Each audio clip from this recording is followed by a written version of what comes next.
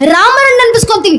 ದಶರಥನ ಮಗ ರಾಮ ನೆನಪಾಗ್ತಾರೋ ಇಲ್ವೋ, ಆದ್ರೆ ದಿನಾ ಬೆಳಗ್ಗೆದ್ದು ಸುಪ್ರಭಾತ ಆಡ್ತೀವಿ, ಕೌಶಲ್ಯ ಸುಪ್ರಜಾ ರಾಮ, ಕೌಶಲ್ಯ ಮಗ ರಾಮ ಬೆಳಗಾಯ್ತು ಎದ್ದೇಳಪ್ಪ ಅಂತ. ತಾಯಿ ಹೆಸರಿನಲ್ಲೇ ನೆನಪಿಸ್ಕೊಳ್ಳೋದು ಮಕ್ಕಳನ್ನ. ಏನಕ್ಕೆ? ಮಗುವಿನ ಜೀವನದಲ್ಲಿ ತಾಯಿ ಪಾತ್ರ ಅಷ್ಟು ಘನವಾಗಿರುತ್ತೆ.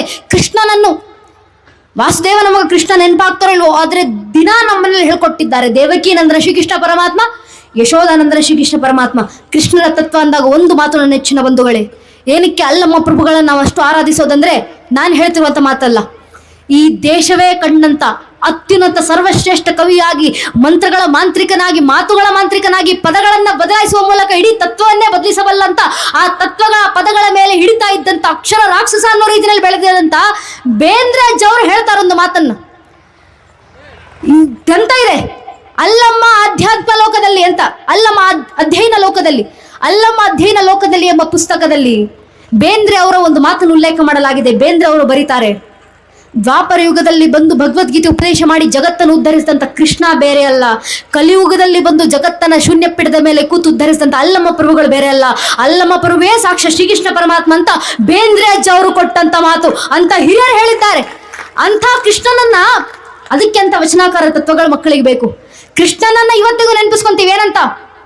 ಕುಮಾರವ್ಯಾಸರು ಗದುಗಿನ ಭಾರತದ ಆದಿ ಪರ್ವದ ಪೀಠಿಕಾ ಸಂಧಿ 25ನೇ ಶ್ಲೋಕದಲ್ಲಿ ಕೃಷ್ಣನ ಆಶೀರ್ವಾದ ಬೇಡ್ತಾರೆ. ಎಷ್ಟು ಸುಂದರವಾಗಿ ಕುಮಾರವ್ಯಾಸರು ಕೇಳ್ಕೊಂತಾರೆ, ವೇದ ಪುರುಷನ ಸುತನ ಹೆಮ್ಮಗನ ಮಗನ ತಳೋದರಿಯ ಮಾತೋಳನ ಭುಜ ಬಲದಿಗಳಿಲನ್ನ ನವ್ಯನಾದಿನಿಯ ಜಠರದಲ್ಲಿ ಜನಿಸಿದ ಅನಾದಿ ಮೂರ್ತಿ ಸಲವಾಗದಗಿರ ವೀರನಾರಾಯಣ. ವೇದ ಪುರುಷ ಚತುರ್ಮುಖ ಬ್ರಹ್ಮ, ಬ್ರಹ್ಮನ ಮಗ ಮರೀಚ ಮಗ ಪೂರ್ಣಿಮನ ಸಹೋದರ ಕಶ್ಯಪನ ಹಿರಿಯ ಮಗ ಇಂದ್ರನ ಮಗ ಅರ್ಜುನನ ತಳೋದರಿ ಅಂದ್ರೆ ಅರ್ಜುನನ ಪತ್ನಿಯ ಸೋದರ ಮಾವ ಕಂಸನ ಮಾವ ಜರಾಸಂಧ ಅಂತ ಜರಾಸಂಧನನ್ನ ಭುಜಬಲದಿ ಗೆಲ್ಲಿದವ, ತನ್ನ ತೋಳ್ಬಂದ ತಾಕದಿಂದ ಸೋಲಿಸಿದವ ಭೀಮನಾಗರಜ ಯುಧಿಷ್ಠಿರ ತಾಯಿ ಕುಂತಿಯನಾದಿನಿ ದೇವಕಿ. ಅಂತಹ ದೇವಕಿಯ ಜಠರದಲ್ಲಿ ಅರ್ಥಾತ್ ರತ್ನಗರ್ಭದಲ್ಲಿ ಜನಿಸಿದ ಶ್ರೀಕೃಷ್ಣ ಪರಮಾತ್ಮ ನಮ್ಮೆಲ್ಲರನ್ನೂ ಸಲಹಲಿ ಅಂತ ಕೇಳ್ಕೊಂಡ್ರೆ ಎಷ್ಟು ಸುಂದರ ದೃಷ್ಟಾಂತ ಕುಮಾರವ್ಯಾಸರು ನೀಡಿದ್ದಾರೆ. ನೀವು ಚತುರ್ಮುಖ ಬ್ರಹ್ಮನಿಂದ ಶುರು ಮಾಡಿದ್ರು, ಕೊನೆಗೆ ಮಗುವಿನ ಪರಿಚಯ ಮಾಡ್ಕೊಡ್ಬೇಕಾದ್ರೆ ತಾಯಿ ಹೆಸರಿಂದಲೇ ಪರಿಚಯ ಮಾಡ್ಕೊಡ್ಬೇಕು. ಕಾರಣ ಮಗುವಿನ ಜೀವನದಲ್ಲಿ ತಾಯಿ ವಹಿಸುವಂತ ಪಾತ್ರ ಅಷ್ಟು ಘನದಾಗಿರುತ್ತೆ, ಭಾರವತ್ವದಾಗಿರುತ್ತೆ, ಮಹತ್ವದಾಗಿರುತ್ತೆ. ಆದ್ರಿಂದಲೇ ಇತಿಹಾಸದ ಎಲ್ಲಾ ಪುರುಷರನ್ನು ಭೀಷ್ಮರನ್ನು ಗಂಗಾಪುತ್ರ ಭೀಷ್ಮ ಅಂತಲೇ ನೆನಪಿಸ್ಕೊಳ್ಳೋದು. ನಾವು ತಾಯಿ ಹೆಸರಿಂದ ಮಕ್ಕಳನ್ನ ನೆನೆಸಿ, ಮಕ್ಕಳ ಜೀವನವನ್ನ ಬದಲಾಯಿಸುವಂತ ಸಾಮರ್ಥ್ಯ ತಾಯಂದ್ರಲ್ಲಿ ಮಾತ್ರ ಇರುತ್ತೆ ಅನ್ನೋ ಕಾರಣದಿಂದ, ಆದ್ರಿಂದ ತಾಯಂದ್ರ ಜಾಗೃತರಾಗಿ ಬನ್ನಿ, ಮಕ್ಕಳನ್ನ ಜಾಗೃತಿಗೊಳಿಸಿ, ಮಕ್ಕಳನ್ನ ಜಾಗೃತಿಗೊಳಿಸುವ ಮೂಲಕ ಇಡೀ ಹಿಂದೂ ಧರ್ಮ ಒಗ್ಗೂಡಿ ಬಂದು ಮನುಕುಲದ ಉದ್ಧಾರಕ್ಕೋಸ್ಕರ ನಾವು ಜಾಗೃತರಾಗಿ ಬರೋಣ. ಈ ಧರ್ಮ ರಕ್ಷಣೆಯನ್ನ ಮಾಡೋಣ. ಧರ್ಮ ರಕ್ಷಣೆ ಆದಿನಲ್ಲಿ ಮುಂದೆ ಯಾವುದು ಕೆಲಸ? ಕೊನೆಗೊಂದು ಮಾತು ನನ್ನ ನೆಚ್ಚಿನ ಬಂಧುಗಳೇ, ಧರ್ಮ ರಕ್ಷಣೆ ಆದಿನಲ್ಲಿ ಮುಂದೆ ಯಾವುದು ಕೆಲಸ? ರಾಮ ಮಂದಿರದ ಕೆಲಸ ನಮ್ಮ ಪೂರ್ವಿಕರು ಸಾಕಾರಗೊಳಿಸಿದ್ರು, ಅಲ್ಲಿಗೆ ನಮ್ಮ ಕೆಲಸ ನಿಲ್ಲೋದಲ್ಲ. ಸಂಘಟನೆ ಹಿರಿಯರು ಕರೆ ಕೊಟ್ಟಿದ್ದಾರೆ. ಅಯೋಧ್ಯ ತೋ ಬಿ ಜಾಕಿ ಹೇ, ಮಥುರಾ ಕಾಶಿ ಬಾಕಿ ಹೇ. ರಾಮ ಮಂದಿರ ವಾಪಸ್ ತಗೊಂಡಿದ್ದೀವಿ, ಮುಂದೆ ಸಂವಿಧಾನದ ಅಡಿನಲ್ಲೇ ಕಾಶಿ ವಿಶ್ವನಾಥರ ಮಂದಿರವನ್ನು ವಾಪಸ್ ತಗೊಳ್ತೀವಿ. ಶ್ರೀಕೃಷ್ಣ ಪರಮಾತ್ಮನ ಜನ್ಮಭೂಮಿಯನ್ನು ಕೂಡ ಸಂವಿಧಾನದ ಅಡಿನಲ್ಲೇ ವಾಪಸ್ ತಗೊಳ್ತೀವಿ. ನಮ್ಮ ಕೈ ತಪ್ಪಿ ಹೋಗಿದ್ದಾವೆ ಎಲ್ಲ ಮಂದಿರಗಳು. 500 ವರ್ಷ ಆಯ್ತು ರಾಮ ಮಂದಿರದ ಮುಂದೆ ಒಂದು ದೀಪ ಬೆಳಗಿಸ್ಲಿಕ್ಕೆ. ಅದೇ ರೀತಿ ಕಳೆದ 375 ವರ್ಷದಿಂದ ಕಾಶಿ ವಿಶ್ವನಾಥರು ನಮಗೋಸ್ಕರ ಕಾಯ್ತಾ ಕೂತಿದ್ದಾರೆ. ಯಾವ ಕೂಡಲ ಸಂಗಮ ದೇವರನ್ನ ನಮ್ಮ ಬಸವಣ್ಣನವರು ಆರಾಧಿಸಿದ್ರು, ಯಾವ ಗುಹೇಶ್ವರನನ್ನ ನಮ್ಮ ಅಲ್ಲಮ್ಮ ಪ್ರಭು ಆರಾಧಿಸಿದ್ರು, ಯಾವ ಚನ್ನಮಲ್ಲಿಕಾರ್ಜುನನ್ನ ನಮ್ಮ ಅಕ್ಕಮಾದೇವಿ ಆರಾಧಿಸಿದ್ರು ಅಂತ ಮಹಾಶಿವನ ದೇವಸ್ಥಾನವಾಗಿರಿದೆ ಕಾಶಿ ವಿಶ್ವನಾಥ ಮಂದಿರ. ಶಿವನ ಮೂಲ ಸ್ಥಾನ. ಆ ಕಾಶಿ ವಿಶ್ವನಾಥ ಮಂದಿರ ನಮ್ಮ ಕೈ ತಪ್ಪಿ ಹೋಗಿದೆ. ಕಳೆದ 375 ವರ್ಷ ಕಳೆದು ಹೋದ್ವಿ ಸ್ವಾಮಿ. ಕಾಶಿ ವಿಶ್ವನಾಥರು ನಮಗೋಸ್ಕರ ಕಾಯ್ತಾ ಕೂತಿದ್ದಾರೆ. ನನ್ನ ಭಕ್ತರು ಬರ್ತಾರೆ, ನನ್ನ ಶಿವಲಿಂಗದ ಮುಂದೆ ಒಂದು ವೇದೋಕ್ತ ದೀಪ ಹಚ್ಚಿಡ್ತಾರೆ. 300 ವರ್ಷಗಳಿಂದ ಆಗಿಲ್ಲ. ಈಗಲಾದ್ರೂ ನಾವು ಜಾಗೃತರಾಗಿ ಬರಬೇಕು. ಶಿವರ ಕೆಲಸ ಸಾಕಾರ ಆಗಬೇಕು, ಕೃಷ್ಣರ ಕೆಲಸ ಸಾಕಾರ ಆಗಬೇಕು. ಕೃಷ್ಣರ ಕೆಲಸ ಸಾಕಾರ ಆಗುವ ವೇಳೆಗೂ ಪ್ರಶ್ನೆಗಳು ಬರ್ತಾವೆ. ಕೃಷ್ಣ ಜನ್ಮಭೂಮಿ ಬೇಕು ಸಂವಿಧಾನದ ಅಡಿನಲ್ಲಿ ಅಂತ ಹೇಳ್ತೀರಾ, ಆದ್ರೆ ಕೃಷ್ಣರು ಅಲ್ಲೇ ಹುಟ್ಟಿದ್ರು, ಏನು ಸಾಕ್ಷಿ ಇದೆ ನಿಮ್ಮ ಹತ್ರ? ಕೃಷ್ಣ ಕಾಲ್ಪನಿಕ ಅಲ್ಲ, ಕೃಷ್ಣ ಅಸ್ತಿತ್ವದಲ್ಲಿದ್ದ ಅನ್ನೋದಕ್ಕೆ ನಿಮ್ಮ ಹತ್ರ ಏನು ಸಾಕ್ಷಿ ಅಂತ ಮುಂದೆ ಬುದ್ಧಿಜೀವಿಗಳ ಪ್ರಶ್ನೆ ಮಾಡಿದ್ರೆ ಆ ಪ್ರಶ್ನೆಗಳಿಗೂ ನಮ್ಮ ಮನೆ ಮಕ್ಕಳು ಎದೆ ತಟ್ಕೊಂಡು ಉತ್ತರ ಕೊಡಬೇಕು. ರಾಮರ ವಂಶವೃಕ್ಷಕ್ಕೆ ಮಾತ್ರ ಅಲ್ಲಪ್ಪ, ಶ್ರೀಕೃಷ್ಣ ಪರಮಾತ್ಮನ ವಂಶವೃಕ್ಷದ ಅಸ್ತಿತ್ವಕ್ಕೂ ಕೂಡ ನಾನು ಸಾಕ್ಷಿಯನ್ನು ಕೊಡಬಲ್ಲೆ. ನಮ್ಮ ಮಕ್ಕಳ ಬಾಯಿಂದ ಬರಬೇಕು ಶ್ರೀಕೃಷ್ಣ ಪರಮಾತ್ಮನ ದಯೆಯಿಂದ. ಮೊದಲಿಗೆ ಬಂದದ್ದು ಶ್ರೀಹರಿ. ಶ್ರೀಹರಿಯ ಮಗ ಬ್ರಹ್ಮ, ಬ್ರಹ್ಮನ ಮಗ ಮರೀಚಿ, ಮರೀಚಿ ಮಗ ಕಶ್ಯಪ, ಕಶ್ಯಪನ ಮಗ ವೈವಾಸ್ವನ, ವೈವಾಸ್ವನ ಮಗ ಮನು, ಮನುವಿನ ಮಗ ಇಳ, ಇಳನ ಮಗ ಪುರೂರವ, ಪುರೂರವನ ಮಗ ಅಯು, ಅಯುವಿನ ಮಗ ನಘೂಷ, ನಘೂಷನ ಮಗ ಯಯಾತಿ, ಯಯಾತಿಯ ಮಗ ಯದು, ಯದುವಿನ ಮಗ ಕ್ರೋಸ್ತು, ಕ್ರೋಸ್ತುವಿನ ಮಗ ಧ್ವಜೀವನ್, ಧ್ವಜೀವನ ಮಗ ಸ್ವಾತಿ, ಸ್ವಾತಿಯ ಮಗ ಋಷಂಕು, ಋಷಂಕುವಿನ ಮಗ ಚಿತ್ರರಥ, ಚಿತ್ರರಥನ ಮಗ ಶಶಿಬಿಂದು, ಶಶಿಬಿಂದುವಿನ ಮಗ ಪೃಥುಷಾರ, ಪೃಥುಷಾರನ ಮಗ ಪೃಥ್ಯೋತ್ತಮ, ಪೃಥ್ಯೋತ್ತಮನ ಮಗ ಉಷಾನು, ಉಷಾನ್ನ ಮಗ ಶಿತಾಪು, ಶಿತಾಪುವಿನ ಮಗ ರುಕುಮ ಕವಚ, ರುಕುಮ ಕವಚನ ಮಗ ಪಾರವ್ರತ, ಪಾರವ್ರತನ ಮಗ ಜ್ಞಾಮೋಗ, ಜ್ಞಾಮೋಗನ ಮಗ ವಿದ್ರಭ, ವಿದ್ರಭನ ಮಗ ಕ್ರೋತ್, ಕ್ರೋತ್ನ ಮಗ ಕುಂತಿ, ಕುಂತಿ ಮಗ ದೃಷ್ಟಿ, ದೃಷ್ಟಿ ಮಗ ನಿದ್ರತಿ, ನಿದ್ರತಿ ಮಗ ದಾಸಾಯಿ, ದಾಸಾಯ ಮಗ ವ್ಯೋಮ, ವ್ಯೋಮನ ಮಗ ಜಿಮುತ, ಜಿಮುತನ ಮಗ ವಿಕೃತಿ, ವಿಕೃತಿ ಮಗ ಭೀಮರಥ್, ಭೀಮರಥ್ನ ಮಗ ನವರಥ್, ನವರಥ್ನ ಮಗ ದಶರಥ, ದಾಶರಥನ ಮಗ ಶಾಕೂನಿ, ಶಾಕೂನಿಯ ಮಗ ಕರಂಭಿ, ಕರಂಭಿಯ ಮಗ ವಿಧ್ವರಥ್, ವಿಧ್ವರಥ್ನ ಮಗ ಶೂರ, ಶೂರನ ಮಗ ಶಾಮಿನ್, ಶಾಮಿನ್ನ ಮಗ ಪ್ರತಿಕ್ಷಾತ್ರ, ಪ್ರತಿಕ್ಷಾತ್ರನ ಮಗ ಸ್ವಯಂಭೋಜ, ಸ್ವಯಂಭೋಜನ ಮಗ ಹೃದಿಕ್, ಹೃದಿಕ್ನ ಮಗ ದೇವಗರ್ಭ, ದೇವಗರ್ಭನ ಮಗ ಶೂರಸೇನ, ಶೂರಸೇನ ಮಗ ವಾಸುದೇವ, ವಾಸುದೇವರ ಮಗನೇ ಚಂದ್ರವಂಶ ಚಕ್ರವರ್ತಿ ದೇವಕೀನಂದನ ಶ್ರೀಕೃಷ್ಣ ಪರಮಾತ್ಮ ಅಂತ ಹೇಳುವ ಮಟ್ಟಕ್ಕೆ ಕೃಷ್ಣರ ಭಕ್ತಿಯು ನಮ್ಮನೆ ಮಕ್ಕಳಲ್ಲಿ ಬರುವಂತದ್ದಾಗಲಿ. ಆ ಕೃಷ್ಣನ ಸಾಕ್ಷಾತ್ ಅವತಾರ ಅಂತ ಬೇಂದ್ರೆ ಅವರು ಹೇಳಿರುವ ಹಾಗೆ, ಬೇಂದ್ರಜ್ಜ ಅವರ ಪ್ರಕಾರ ಅಲ್ಲಮ್ಮ ಪ್ರಭುಗಳ ಆ ತತ್ವಗಳು ನಮ್ಮ ಮನೆಯ ಬಾಗಿಲಲ್ಲಿ ವಿಜೃಂಭಿಸುವಂತಾಗಲಿ, ನಮ್ಮ ಮನೆ ಮನಗಳಲ್ಲಿ ಬೆಳಗುವಂತಾಗಲಿ ಅಂತ ಕೇಳ್ಕೊಂತ ಆ ಎಲ್ಲ ಪರಂಪರೆನ ಮುಂದುವರಿಸುವಂತ ಕೆಲಸ ನಾವು ಮಾಡೋಣ.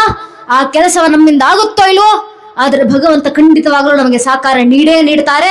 ಯತ್ರ ಯೋಗೇಶ್ವರ ಕೃಷ್ಣ ಯತ್ರ ಪಾರ್ಥ ಧನುರ್ಧರ ತತ್ರ ಶಿವಿಯಾಭೂತಿ ಧ್ರುವ ನೀತಿರ್ಮತಿರ್ಮಮ್ಮ, ಭಗವಂತ ಕೊಟ್ಟಿರುವಂತ ತತ್ವ.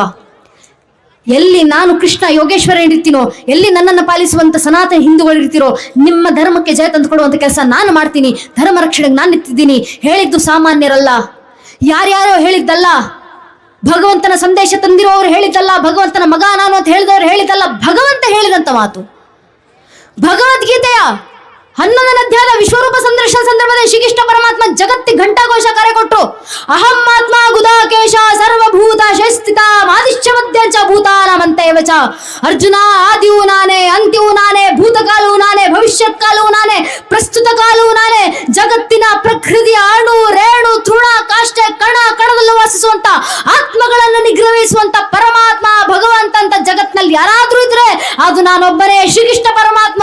ಇದನ್ ಜಗತ್ತಿಗೆ ಘಂಟಾಘೋಷವಾಗಿ ಸಾರಿ ಬಿಡುವಂತ ನಾನೇ ಭಗವಂತ ಅಂತ ಒಪ್ಪಿಕೊಂಡಂತ ಸ್ವತಃ ಶ್ರೀಕೃಷ್ಣ ಪರಮಾತ್ಮ ಕೊಟ್ಟಂತ ಮಾತು. ನಾನು ನಿಂತಿದ್ದೀನಿ ನಿನ್ನ ರಕ್ಷಣೆಗೆ, ಭಯ ಪಡಬೇಡ. ಭಗವಂತ ಧರ್ಮ ರಕ್ಷಣೆ ಮಾಡ್ಲಿಕ್ಕೆ ನಿಂತಿದ್ದಾನೆ, ನಮ್ಮ ರಕ್ಷಣೆ ಮಾಡ್ಲಿಕ್ಕೆ ನಿಂತಿದ್ದಾನೆ.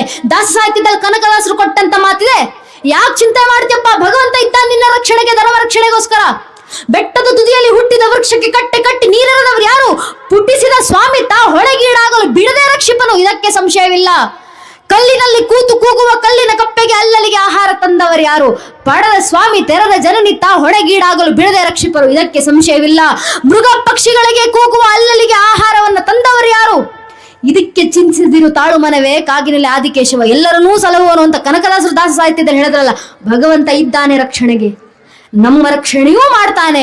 ನಾವು ಧರ್ಮದ ಹಾದಿನಲ್ಲಿ ನಡೀತಾ ಇದ್ದೀವಿ ಅಂದ್ರೆ ನಮ್ಮ ರಕ್ಷಣೆ, ನಾವು ನಡೀತಾ ಇರುವಂತ ಧರ್ಮ, ಎರಡರ ರಕ್ಷಣೆ ಭಗವಂತ ಮಾಡ್ತಾನೆ. ಆದ ತೋರಿಸಿದಂತ ಹಾದಿನಲ್ಲಿ ನಾವು ನಡೆದ್ರೆ ಸಾಕು. ಇಷ್ಟನ್ನ ಮಾಡ್ತಾ ಯಾವ ರೀತಿ ಅಲ್ಲಮ್ಮ ಪ್ರಭುಗಳು ಹೇಳಿದ್ದಾರೋ, ಸತ್ಯವೂ ಇಲ್ಲ ಅಸತ್ಯವೂ ಇಲ್ಲ, ನಾನೂ ಇಲ್ಲ ನೀನೂ ಇಲ್ಲ, ಇಲ್ಲ ಎಂಬುದು ತಾನಿಲ್ಲ, ಗುಹೇಶ್ವರ ತಾ ಬಯಲು ಅಂತ. ಆ ಬಯಲಿನಲ್ಲಿ ಬಯಲಾಗಿದಂತ ಸಿದ್ದೇಶ್ವರ ಅಪ್ಪಾಜಿ ಅಂತ ಹಿರಿಯರು ಹಾಕಿಕೊಟ್ಟಂತ ಮಾರ್ಗದರ್ಶನದಲ್ಲಿ ನಾವು ನಡೆಯೋಣ. ಕಲಿಯುಗದಲ್ಲಿ ಬಸವಣ್ಣನವರು ಹೇಳಿದಂತ ಕಾಯಕವೇ ಕೈಲಾಸ ಎಂಬ ಮಾತನ್ನು ತೋರಿಸಿಕೊಟ್ಟಂತ ಸಿದ್ದೇಶ್ವರ ಅಪ್ಪ ಅವರು, ಸಿದ್ಧಾರೂಢ ಸ್ವಾಮೀಜಿಗಳು ಅಂತ ಹಿರಿಯರ ಪಾದ ತಲದಲ್ಲಿ ಧೂಳಾಗಿ ನಿಂತುಕೊಂಡು ಅವರ ಮಾರ್ಗದರ್ಶನದಲ್ಲಿ ನಡೆಯುವಂತ ಕೆಲಸ ನಾವುಗಳು ಮಾಡೋಣ. ಅದೇ ಆದರ್ಶಗಳನ್ನು ನಮ್ಮ ಮನೆಯ ಮಕ್ಕಳಿಗೂ ನೀಡೋಣ ಅಂತ ನಮ್ಮಲ್ಲಿ ಕೇಳ್ಕೊಂತ, ನಂಗೆರಡು ಮಾತನ್ನ ಆಡ್ಲಿಕ್ಕೆ ಅವಕಾಶ ಮಾಡಿಕೊಟ್ಟಂತ ಎಲ್ಲ ಹಿರಿಯರಿಗೆ, ವಿಶೇಷವಾಗಿ ನನ್ನ ಕಾರ್ಯಕರ್ತ ಅಣ್ಣಂದರಿಗೆ, ಊರಿನಲ್ಲಿ ಒಂದು ಕಾರ್ಯಕ್ರಮ ಆಯೋಜಿಸಬೇಕಂದ್ರೆ ವಾರಗಟ್ಟಲೆ ತಿಂಗಳುಗಟ್ಟಲೆ ಮನೆಯನ್ನ ಬಿಟ್ಟು, ಊಟವನ್ನ ಬಿಟ್ಟು, ನಿದ್ದೆಯನ್ನ ಕೆಟ್ಟು, ಆ ಯುವಕರಿಗೆ ಯಾರಿಗೂ ಮನೇಲಿ ಕೆಲಸ ಇಲ್ಲ ಅಂತಲ್ಲ, ಮನೆಯಲ್ಲಿ 108 ಕೆಲಸ ಇದ್ರು ಮನೆ ಕೆಲಸವನ್ನ ಬದಿಗಿಟ್ಟು ಬಂದು ಮೊದಲು ಧರ್ಮದ ಕೆಲಸ ಆಗಬೇಕು, ಮೊದಲು ನನ್ನ ಊರಿನ ಜಾಗೃತಿ ಆಗಬೇಕು ಅನ್ನೋ ಕಾರಣದಿಂದ ನಮ್ಮ ಧರ್ಮ ಜಾಗೃತಿಗೋಸ್ಕರ ಎಲ್ಲವನ್ನು ಬಿಟ್ಟು ಬಂದು ಧರ್ಮದ ಕೆಲಸ ಮಾಡ್ತಿರ್ತಾರೆ. ಧರ್ಮ ಕೆಲಸ ಮಾಡ್ತಿರುವಂತ ಆ ಕಾರ್ಯಕರ್ತ ಅಣ್ಣಂದಿರಿಗೆ ನಾವು ಊರಿನವ್ರು ಏನ್ ಗೌರವ ಸಲ್ಲಿಸುವಂತ ಅನ್ನೋ ಅವಶ್ಯಕತೆ ಇಲ್ಲ. ಗೌರವ ಅಂತ ಅವ್ರೇನು ಕೇಳೋದು ಇಲ್ಲ. ಏನ್ ಮಾಡಬಲ್ಲಿವ ಅವ್ರಿಗೋಸ್ಕರ? ಏನು ಮಾಡ್ಲಿಲ್ಲ ಅಂದ್ರೂ ದಯವಿಟ್ಟು ಊರಿನಲ್ಲಿ ಕೇಸರಿ ಶಲ್ಯ ಹಾಕೊಂಡು ತಿರುಗಾಡ್ತಿರುವಂತ ಕಾರ್ಯಕರ್ತ ಅಣ್ಣಂದಿರು ಎಲ್ಲಾದ್ರೂ ಕಾಣಿಸಿದ್ರೆ ದಯವಿಟ್ಟು ಹಿರಿಯರು ಆ ಕಾರ್ಯಕರ್ತ ಅಣ್ಣಂದಿರ ಹತ್ರ ಹೋಗಿ ಅವರ ಬೆನ್ನನ್ನು ತಟ್ಟಿ, ನಿನ್ನ ಮನೆ ಕೆಲಸವನ್ನು ಬದಿಗಿಟ್ಟು ಬಂದು ಧರ್ಮದ ಕೆಲಸ ಮಾಡ್ತಿದ್ಯಲ್ಲಪ್ಪ, ಇಡೀ ಯವ್ವನವನ್ನ ಧರ್ಮಕ್ಕೋಸ್ಕರ ಮುಡಿಪಾಗಿಟ್ಟಿದೆಯಲ್ಲ, ನಿನ್ನ ನೋಡಿದ್ರೆ ಹೆಮ್ಮೆ ಅನ್ಸುತ್ತೆ ಅಂತ ಆ ಯುವಕ ಯುವತಿಯರ ಬೆನ್ನನ್ನ ತಟ್ಟಿ ಶ್ಲಾಘನೆಯನ್ನ ವ್ಯಕ್ತಪಡಿಸಿ ಆ ಕಾರ್ಯಕರ್ತ ಅಣ್ಣಂದರಿಗೆ ನಾವು ಬೆಂಬಲವನ್ನ ನೀಡೋಣ. ಶಾಸ್ತ್ರಗಳ ಮಾತು ಧರ್ಮೋ ರಕ್ಷತಿ ರಕ್ಷಿತಃ, ಯಾರು ಧರ್ಮ ರಕ್ಷಣೆ ಮಾಡ್ತಾರೋ ಅವರನ್ನ ರಕ್ಷಣೆ ಮಾಡ್ಕೊಳ್ಳಿಕ್ಕೆ ಸ್ವತಃ ಧರ್ಮವೇ ನಿಂತಿರುತ್ತೆ. ಆದ್ರಿಂದ ಧರ್ಮ ರಕ್ಷಣೆ ಮಾಡ್ತಿರುವಂತ ಕಾರ್ಯಕರ್ತ ಅಣ್ಣಂದಿರ